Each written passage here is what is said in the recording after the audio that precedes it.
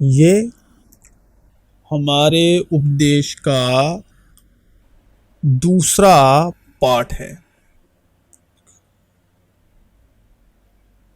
पहले पार्ट में हमने लूसीफर के बारे में जाना, बात की और सीखा कि वो क्यों रिजेक्ट हुआ, और आदम और हवा के बारे में। और आज हम इस विषय को आगे जारी कर रहे हैं कि आदम और हवा भी कैसे रिजेक्ट किए गए। देखिए, शैतान तो लूसीफर एक करूबी था मगर अब नहीं है, जो खुदा बाप की धार्मिकता का मध्यस्थ था, रहनुमाई करता था।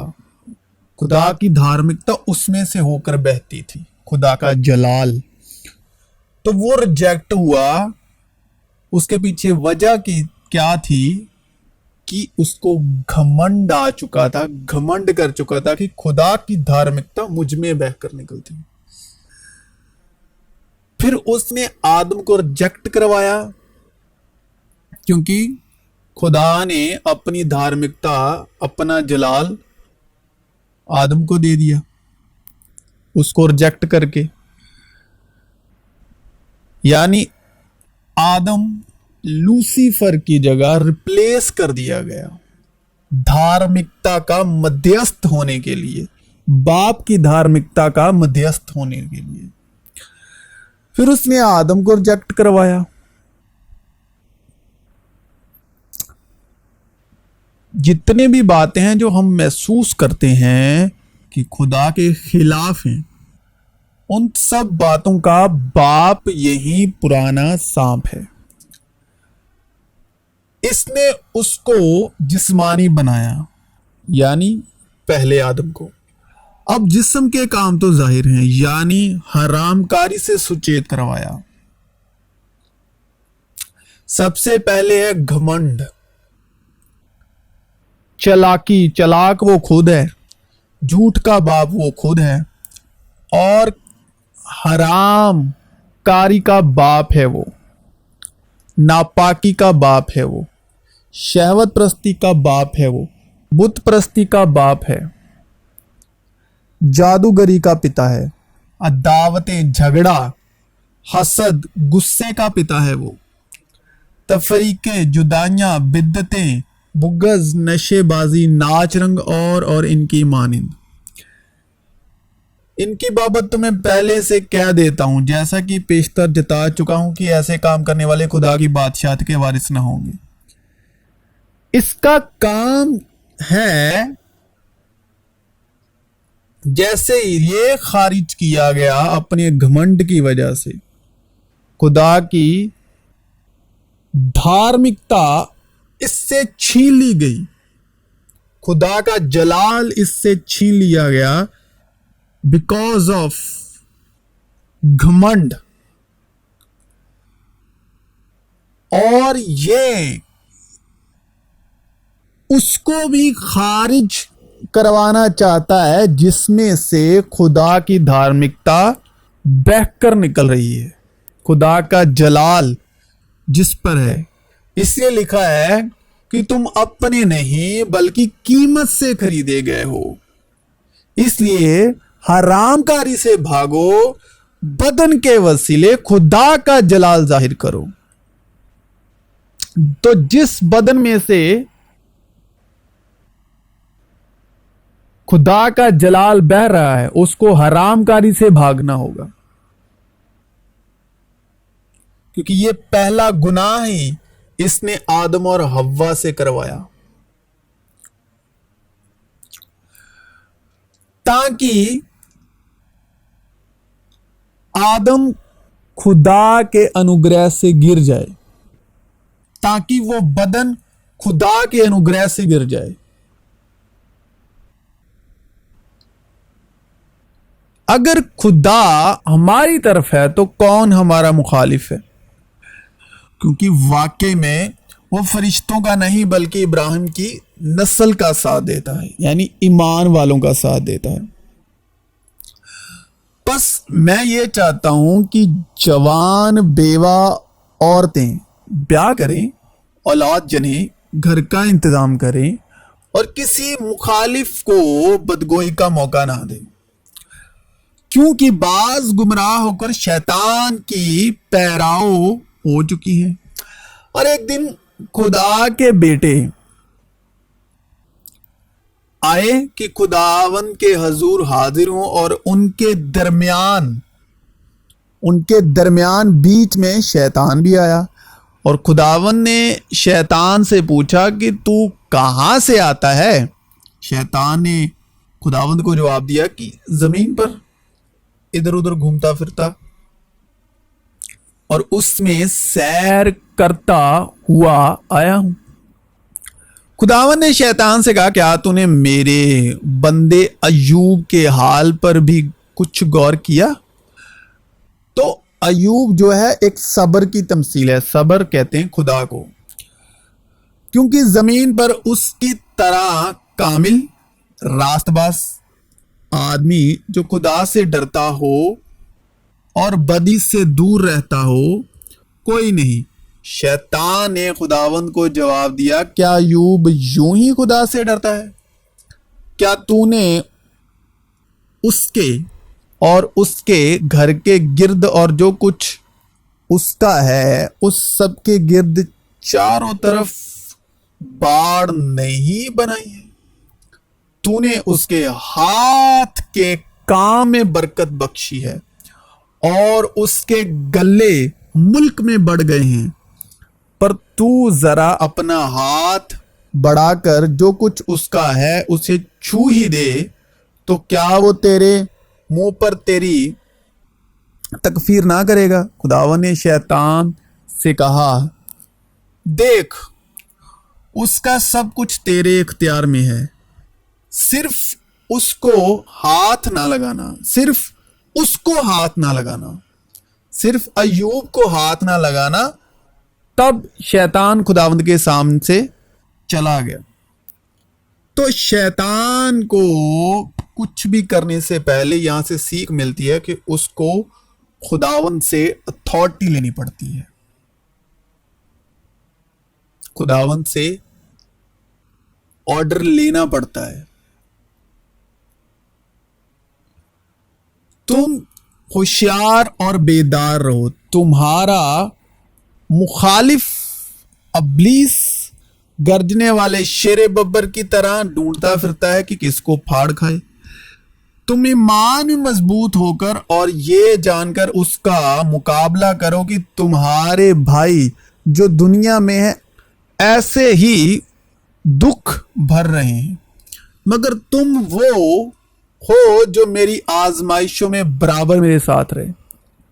यहां पर यीशु मसीह अपने शिगिर्दों को बोल रहे हैं, अब जैसे मेरे बाप ने मेरे लिए एक बादशाहत मुकर्रर की है, मैं भी तुम्हारे लिए मुकर्रर करता हूं, ताकि मेरी बादशाहत में मेरी मेज पर खाओ पियो। तो खुदा यीशु की बादशाहत जमीन के नहीं आसमान की है, बाप के तख्त के साथ, जहां पर बाप है, ताकि मेरी बादशाहत में मेरी मेज पर खाओ पियो, बल्कि तुम तख्तों पर बैठकर इज़राइल के 12 कबीलों का इंसाफ करोगे। यानी इज़राइल के जो 12 बेटे हैं, 12 कबीले हैं और उनमें से जो आगे कौमें।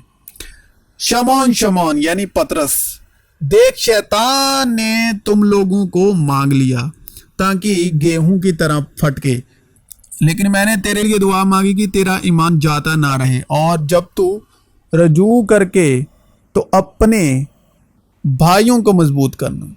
और शैतान यहूदा में समाया जो इसकर योती कहलाता था। तो खुदावंद यीशु मसीह इसकर योती से मोहब्बत करते थे, बाकियों से भी करते थे, लेकिन ये लिखा हुआ है कि खुदावंद यीशु मसीह यहूदा इस्करियोती से मोहब्बत करते थे।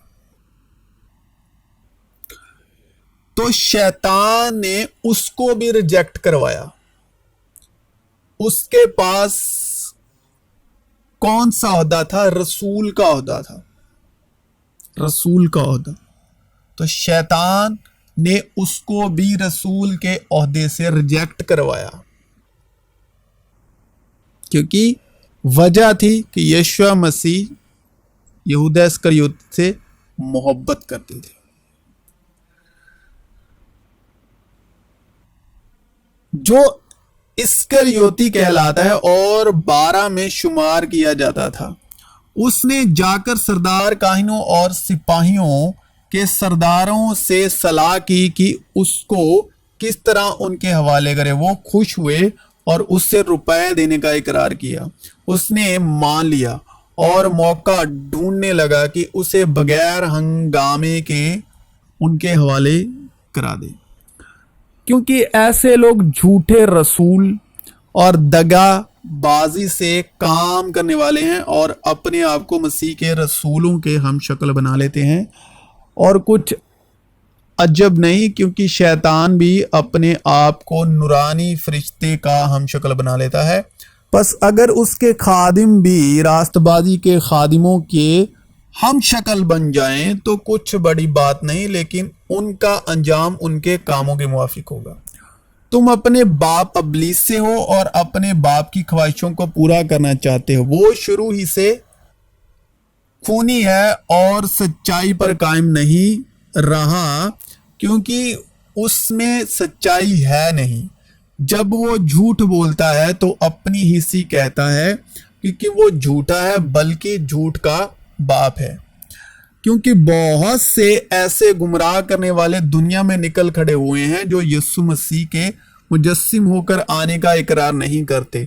गुमराह करने वाला और मुखालिफ मसीह यही है। और बहुत से झूठे नबी उठ खड़े होंगे और बहुतेरों को गुमराह करेंगे, और बेदीनी के भर जाने के सबब बहुतेरों की मोहब्बत ठंडी पड़ जाएगी। मगर जो आखिर तक बर्दाश्त करेगा वो निजात पाएगा। और वो यहूदियों की कहानियों और आदमियों के हुक्मों पर तवज्जो ना करे जो हक से गुमराह होते हैं।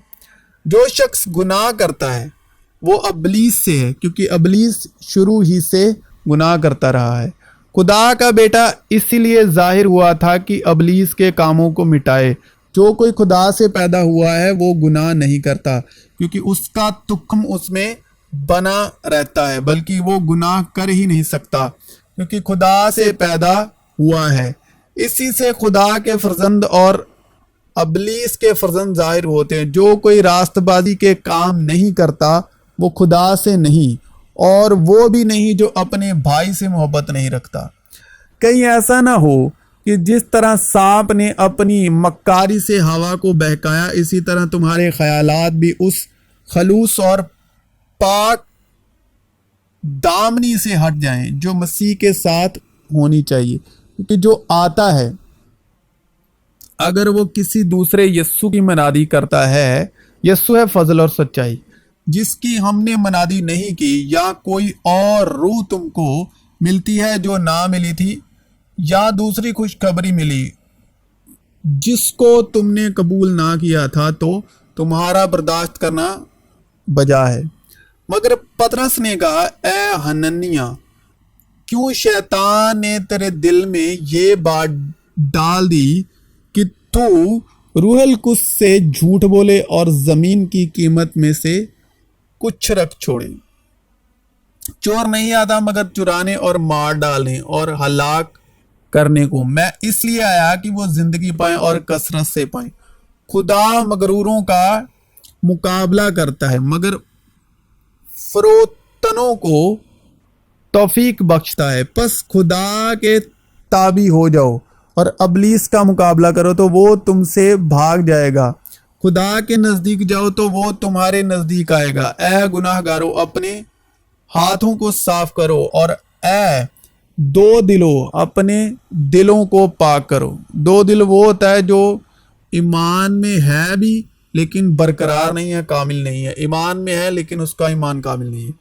उस वक्त से यीशु अपने शागिर्दों पर जाहिर करने लगा कि मुझे ज़रूर है कि यरूशलेम को जाऊं और बुजुर्गों और सरदार काहिनों और फकीहों की तरफ से बहुत दुख उठाऊं और कत्ल किया जाऊं, और तीसरे दिन जी उठूं।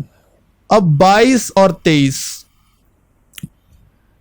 इस पर पतरस उसको अलग ले जाकर उसे मलामत करने लगा। लेकिन ये पतरस नहीं है, पतरस के वसीले शैतान है कि ऐ खुदावंद खुदा ना करे, क्योंकि खुदा का रूह भी बदन को इस्तेमाल करता है और शैतान का रूह भी बदन को इस्तेमाल करता है, कि ऐ खुदावंद खुदा ना करे यह तुझ पर हरगिज ना होने का।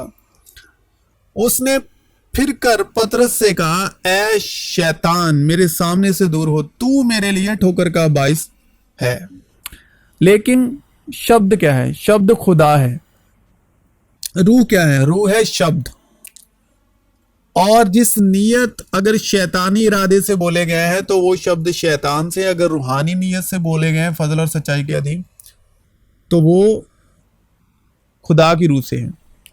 तो जितने खुदा की रूह की हिदायत से चलते वही खुदा के बेटे हैं, क्योंकि तू खुदा की बातों का नहीं बल्कि आदमियों की बातों का ख्याल रखता है। दूध में मक्खी मच्छर पड़ जाए तो सारा दूध यूजलेस हो जाता है, फेंकना पड़ता है। इसी तरह खाने में कोई इस तरह की चीज पड़ जाए तो वो खाने को बर्बाद कर देती है, तो वो खाना खाने के लायक नहीं रहता। ऐसे शैतान अबलीस भी हमारी जिंदगियों के इर्दा गिर्द सोच ख्यालों में उस मक्खी मच्छर की तरह वो बातें डालता रहता है। तो जिस तरह ईमान सुनने से पैदा होता है और ईमान सुनने से मरता भी है, ये पैदा होने का वक्त है और मरने का, और सुनने से ईमान मरता भी है। लेकिन जो बातें मसीह की तरफ से नहीं, मसीह की तालीम से बाहर है, उससे आपका ईमान मरेगा। ठीक है, और वो बातें आपकी जिंदगी में जहर घोलेंगी। ठीक है, तो आपकी ईमान की जिंदगी को बिगाड़ेंगी। तो जिस तरह का विश्वास होगा वैसा ही आपके लिए हो जाएगा। अगर गलत विश्वास होगा तो आपकी जिंदगी को गलत परिणाम देखने पड़ेंगे, आपको गलत रिजल्ट देखने पड़ेंगे। तो जिस तरह ईमान सुनने से आता है, सुना मसीह के कलाम से, इसी तरह ईमान सुनने से जाता भी है, किसी और का कलाम सुनने से। यानी जिसका कलाम मसीह का कलाम नहीं, जिसका कलाम मसीह की रूह का कलाम नहीं, मसीह की रूह जिसमें नहीं, मसीह का जो रूहुल कुद्स फजल और सच्चाई के अधीन, अनुग्रह के अधीन कलाम नहीं, और इससे कोई दूसरी खुशखबरी सुना रहा है, तो उससे ईमान जाता भी है। और ईमान सुनने से पैदा होता है, सुना मसीह के कलाम से। तो पैदा भी होता है, मरता भी है। तो ईमान के बानी और कामिल करने वाले मसीह यीशु को ताकते रहें। तो कान से हम सुनते हैं, वो बीज दिल में जाता है और यहां पर उसको फल लगता है। यानी आपकी जो तसव्वुर और ख्याल है उसको फल लगता है। जिस तरह की बात आपके कानों ने सुनी होगी वो ही दिल में जाके जड़ पकड़ेगी और यहां पर फल देगी। और यहां से जब उसकी बादशाहत कायम हो गई, चाहे वो खुदा की रूह की तरफ से बात हो, चाहे वो अबलीस की तरफ से हो, यानी शरीर की तरफ से हो, शरीर की बात हो, तो उसका ही परिणाम आपको जिंदगी में देखने को मिलता है। हमारे अंदर की हम खुदा की तरफ से किसी ना किसी तरह रिजेक्ट किए जाएं, तो यीशु मसीह हमारे फेवर में है और अबलीस हमारे खिलाफ है। जहां मोहब्बत है वहां वो नफरत का बीज बोएगा, ताकि वो नफरत का बीज जड़ पकड़े तो वो नफरत का फल लाए। दो मोहब्बत करने वालों के बीच में नफरत की जड़ वो बीज पकड़े और फूट निकले। जहां सुलह कर होगा वहां वो फूट का रूह भेजेगा कि दो आपसी जो सुलह वाले आदमी हैं, जिनमें सुलह है, उसमें फूट डाले। जैसे यीशु मसीह बीच में है, वैसे ही यीशु मसीह हमारी शफात करते हैं और शैतान हमारी मुखालफत करता है। तो ये हमारे मध्यस्थ हैं। वो रिजेक्ट करने में अपनी पुरफजल कोशिश करता है।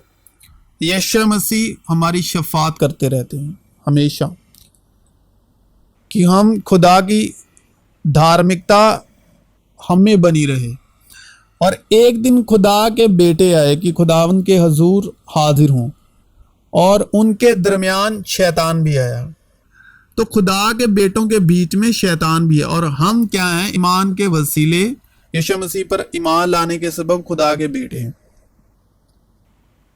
यीशु हमारे हक के दरमियानी हैं, हमारे रूहानी लाभ के दरमियानी हैं, और शैतान हमारे खिलाफ का दरमियानी है, खिलाफत का, हमारे नुकसान का दरमियानी है। लड़ाई है दुष्टताई की और धार्मिकता की, लड़ाई है नापाकी की और पाकीज़गी की।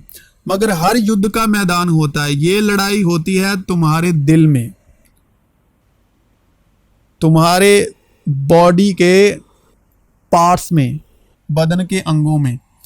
दिमाग में दिल ख्वाहिश करता है, कान सुनते हैं, आंखें देखती हैं, जुबान बोलती है, बदन रिएक्ट करता है। तो दिमाग में, कल्पनाओं में, और इनका असर होता है हमारे बदन और जिंदगी में। और खुदा जो इत्मीनान का चश्मा है, शैतान को तुम्हारे पांव से जल्द कुचलेगा। हमारे खुदावंद यीशु मसीह का फजल तुम पर होता रहे। यीशु ने उन्हें जवाब दिया, क्या मैंने तुम 12 को नहीं चुन लिया? और तुम में से एक शख्स शैतान है। उसने ये शमौन इस्करियोती के बेटे यहूदा की निस्बत कहा, क्योंकि यही जो उन 12 में से था उसे पकड़वाने को था। ये वो कांटा है, यानी शैतान, अबलीस, शरीर, जो धार्मिकता के, खुदा की धार्मिकता के, खुदा की धार्मिकता के, किसी इंसान के नहीं। ये वो कांटा है जो खुदा की धार्मिकता के खिलाफ होगा। और धार्मिकता जहां जहां फल लाती है, वहीं ये कांटा उगता भी है और चुपता भी है। धार्मिकता की राह में, विश्वास की जिंदगी में। मगर हमारे खुदा बाप मसीह यशुआ जो हमारे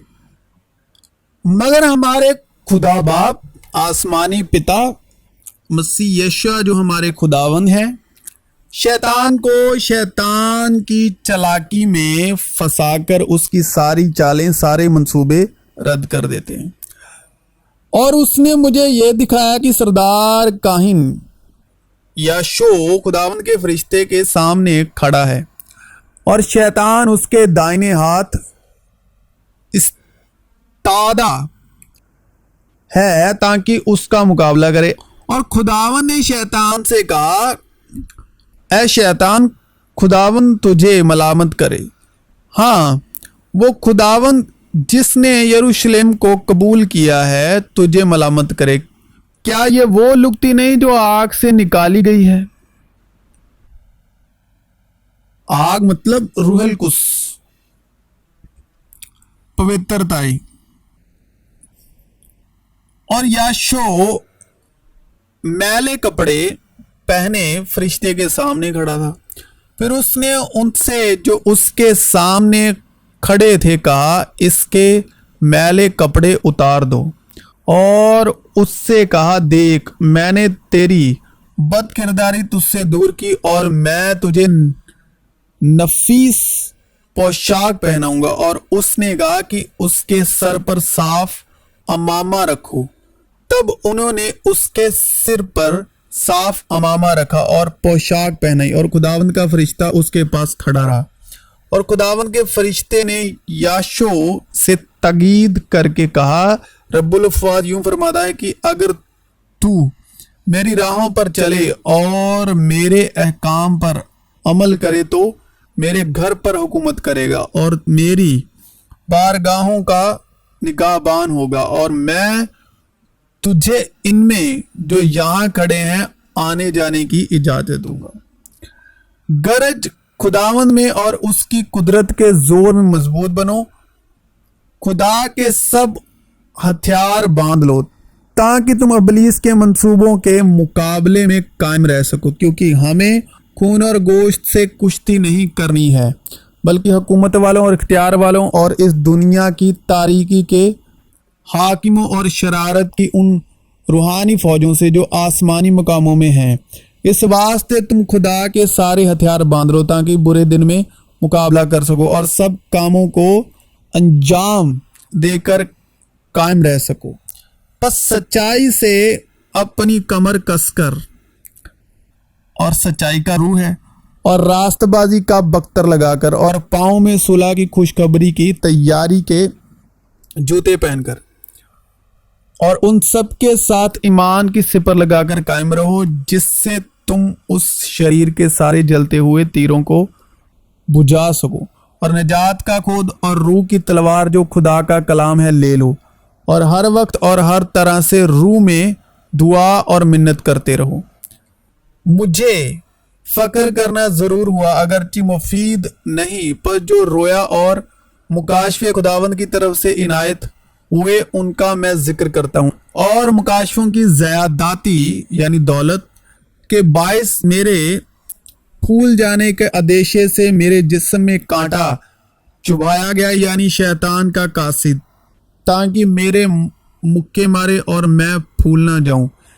इसके बारे में मैंने 3 बार खुदावंद से इल्तिमास किया कि ये मुझसे दूर हो जाए, मगर उसने मुझसे कहा कि मेरा फजल तेरे लिए काफ़ी है, क्योंकि मेरी कुदरत कमज़ोरी में पूरी होती है। बस मैं बड़ी खुशी से अपनी कमज़ोरियों पर फ़क्र करूँगा ताकि मसीह की कुदरत मुझ पर छाई रहे। इसलिए मैं मसीह की खातिर कमज़ोरियों में, बेइज्जतियों में, इख्तियाज़ों में, सताए जाने में, तंगियों में खुश हूँ, क्योंकि जब मैं कमज़ोर होता हूँ उसी वक्त जोरावर होता हूँ।